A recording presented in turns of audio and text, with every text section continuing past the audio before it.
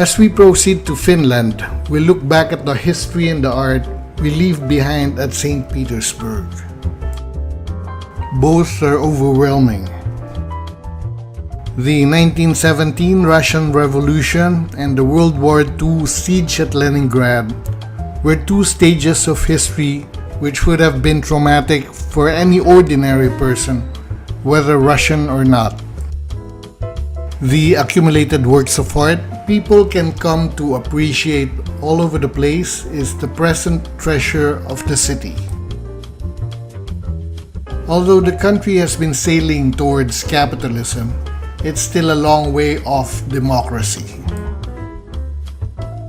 In any case, it still is and will always be a nice place to visit.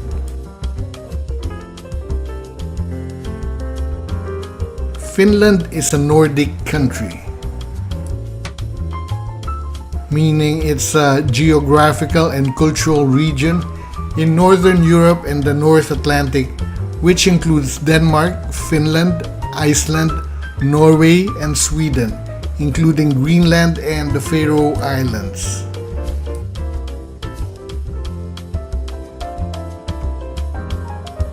Finland was inhabited when the last ice age ended, approximately 9000 BC. From the late 13th century, Finland gradually became an integral part of Sweden. In 1809, Finland was incorporated into the Russian Empire as the autonomous Grand Duchy of Finland. Following the 1917 Russian Revolution, Finland declared itself independent. Finland is one of the highest per capita incomes in the world. Finland is a top performer in numerous metrics of national performance, including education, economic competitiveness, civil liberties, quality of life, and human development. After checking into our hotel, we venture out on our own where we come across the National Museum of Finland at the same street, which is Mannerheim-Minte, as our hotel just a few hundred meters away. We were just in time for an international celebration taking place at the museum. There was even a Filipino presentation of folk dances, which we were able to watch.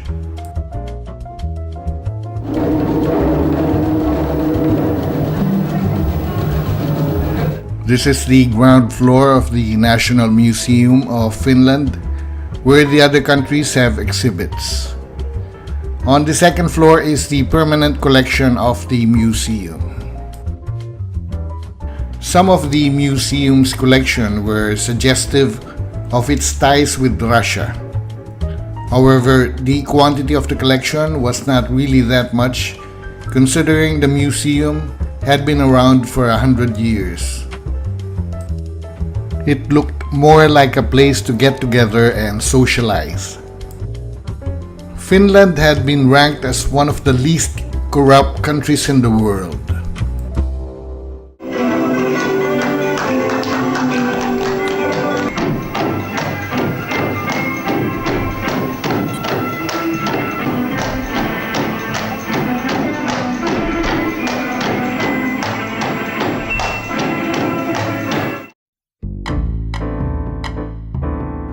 The nice thing about a museum like this is it welcomes you into the history and home of the city. It immediately gives you an idea of olden times.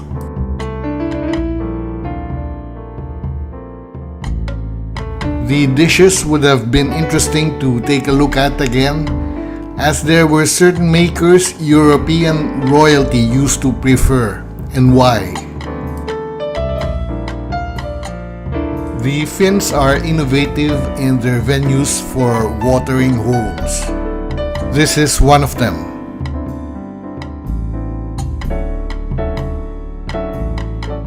We've connected with some friends, had dinner, and took a look at the center of the city. Riding the local subway is always interesting and more convenient. Helsinki is one of the safest cities in the world.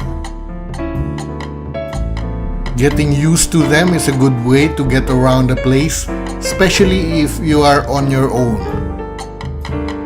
You can get a feel of how extensive some of them are.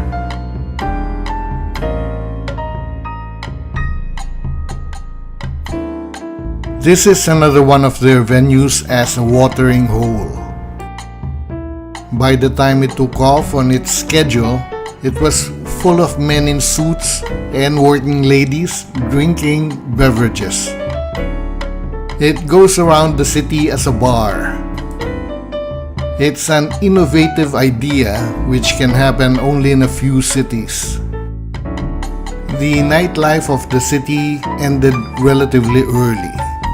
With majority of the restaurants closed, the places to go to diminished. And now we have come to the same.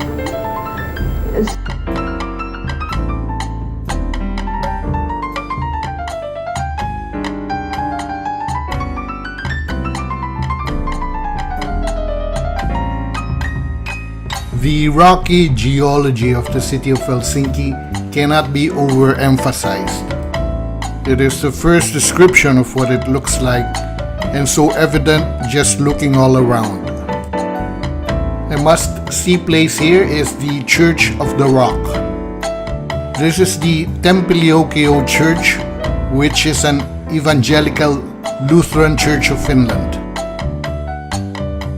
The religion was founded by Alexander I of Russia in 1809.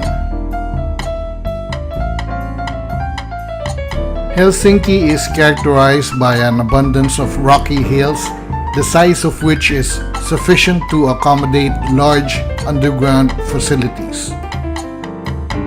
The city has an underground master plan for its whole municipal area. The Finns are studying the sustainability issues related to urban underground space use. Instead of skyscraper, the term is earth scraper.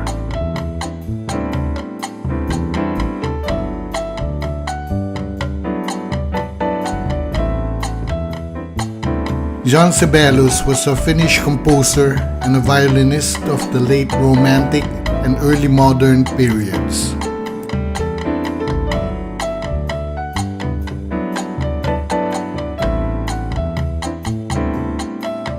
John Sibelius is Finland's greatest composer and is credited with having helped Finland develop a national identity during its struggle for independence from Russia.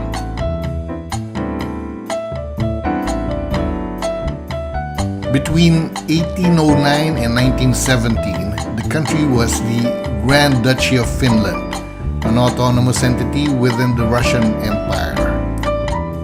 It was so autonomous, in fact, that its head of state was the Tsar.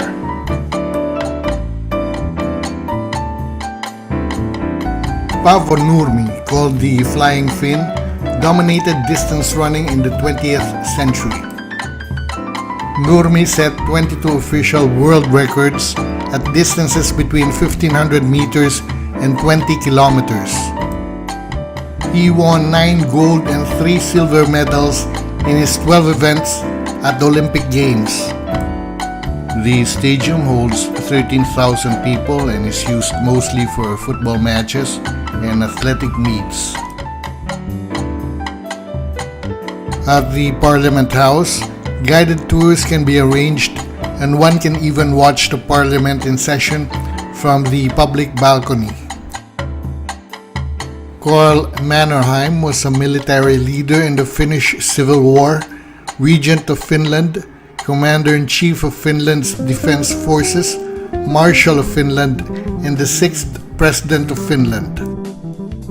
In a Finnish survey 53 years after his death, Mannerheim was voted the greatest Finn of all times. The economy of Finland has a per capita output equal to that of other European economies, such as those of France, Germany, Belgium, or the UK.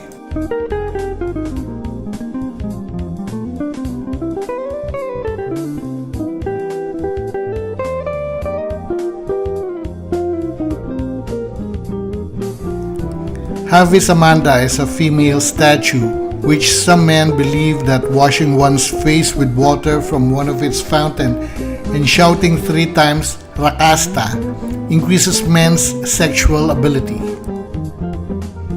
Nearly 300 cruise ships visit Helsinki yearly. There are 8 ports where cruise ships can dock at Helsinki. The ports of Helsinki receive over 360,000 cruise passengers a year.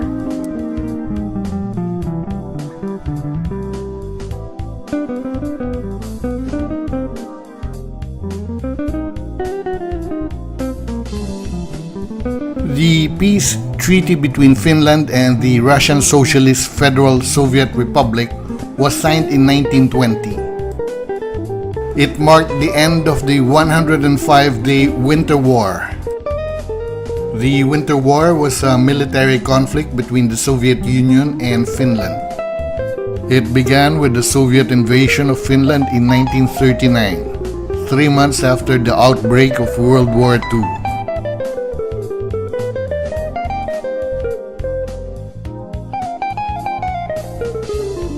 Helsinki hosted the Summer Olympics in 1952. The Games created an international reputation for Helsinki as an efficient and friendly host city. In an Organization for Economic Cooperation and Development comparison, high technology manufacturing in Finland ranked second largest after Ireland. Finland has the 4th largest knowledge economy in Europe, behind Sweden, Denmark, and the UK. The economy of Finland has topped the rankings of global information technology. Finland is the only Nordic country to have joined the Eurozone.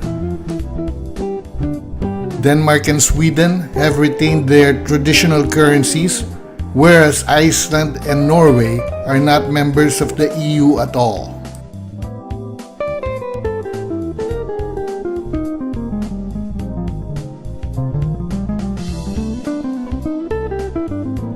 The Evangelical Lutheran Church of Finland is a successor to the Church of Sweden, of which it was a part until 1809.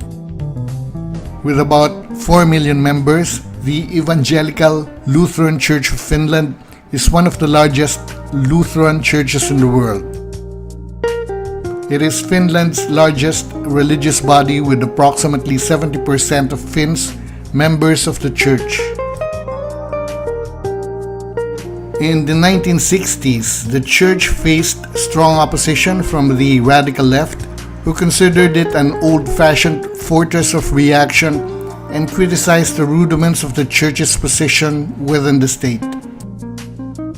A widely criticized aspect of the Finnish church-state relationship was the prohibition of public dances and movie theaters on Saturdays preceding certain Sundays, a ban that remained in effect until 1968. Same-sex marriage became legal in 2014. Johann Ludwig Runeberg was a Finno-Swedish lyric and epic poet. He's the author to the lyrics of the Finnish national anthem. We're going around the streets adjacent to the Senate Square. These are where the department stores and the restaurants are. There were several places to choose from to get lunch.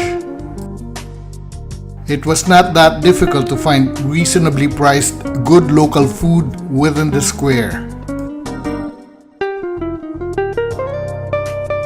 Since the Helsinki Cathedral was closed, we proceeded to the Uspensky Cathedral or Uspenskin Katedrali.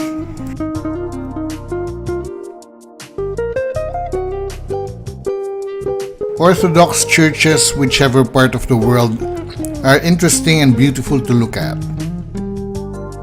The outside, especially its inside, never fails to uplift the mind to the spiritual.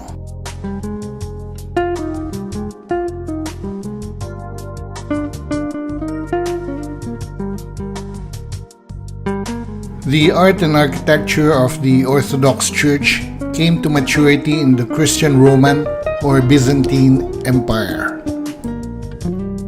It accompanied the faith to those countries that received their Christianity from Byzantium. It also exerted strong influence on the art of Western Christians until well into the 13th century. The art is generally rich and stylized, and the architecture is typified by many domed, highly decorated churches.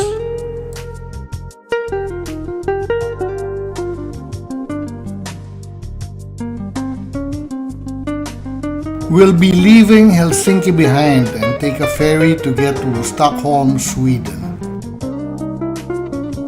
We'll be taking Viking lines, or as they pronounce it, Viking lines, which will take us about 17 hours. We'll be crossing the Baltic Sea and cover about 500 kilometers. Viking Lines is a Finnish shipping company that operates a fleet of ferries between Finland and Sweden. The ferry includes a wide variety of entertainment and facilities including restaurants, live entertainers, bars, lounges, and shops. Our bus had already left for Stockholm ahead of us with most of our baggage, and we've brought with us just enough for 17 hours. The room we've been assigned to is not the ideal room to go cruising, as there's no balcony or even a window, just enough to get a night of sleep. Going around the ferry and watching the entertainers or watching the view from the deck was enough to pass the time. Stockholm will be our 9th country, which is supposed to be the end of our Scandinavia and the Baltics tour. As we leave Helsinki, we reflect upon the country that we've heard about as being the least corrupt country in the world. It is a distinction which any country would be proud of. The distinction is possible only because its people are well educated, its economy is stable, and people have the right attitude. It also might have something to do with the country being very sparsely populated with the countryside of hard-working people. Communication was no nonsense, rare and straight. It is essentially a rural culture by nature, lacking the urban art of trading and swindling.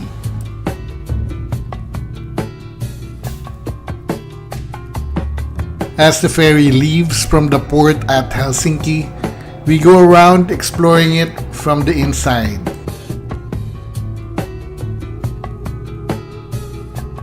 The quantity of entertainers was more than the ferry actually needed.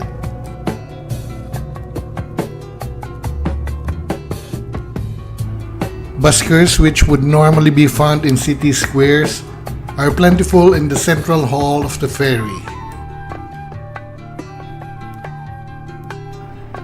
The good thing here is that you do not have to tip them to take their picture. The decision on where to get a meal was easy.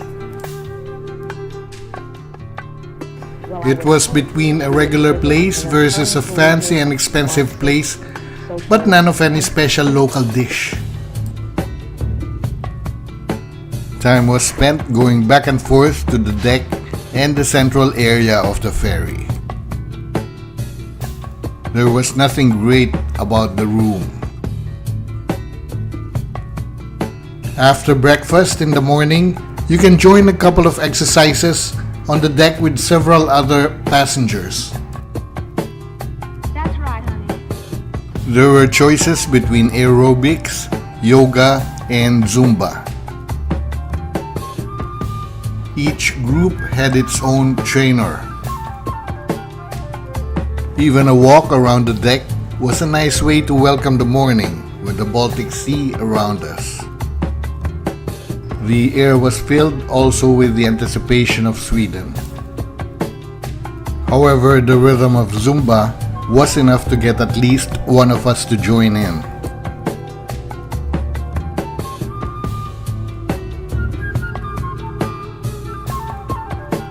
The entertainment inside was incessant. The performers were not first-rate, but I would give them high marks for their effort and costumes. The variety also made up for it. As we take a last look at the entertainment inside the ferry, our thoughts are already on our next destination. The 17-hour Viking Line experience was memorable for such a relatively short amount of time and just for the purpose of crossing the Baltic Sea.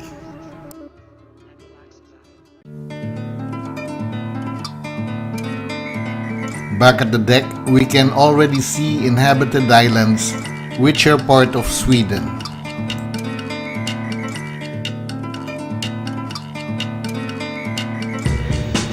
Sweden has a total population of 10 million, of which 2.5 has a foreign background. It has a low population density of 22 inhabitants per square kilometer. Germanic people have inhabited Sweden since prehistoric times and constitute the sea people known as the Norsemen.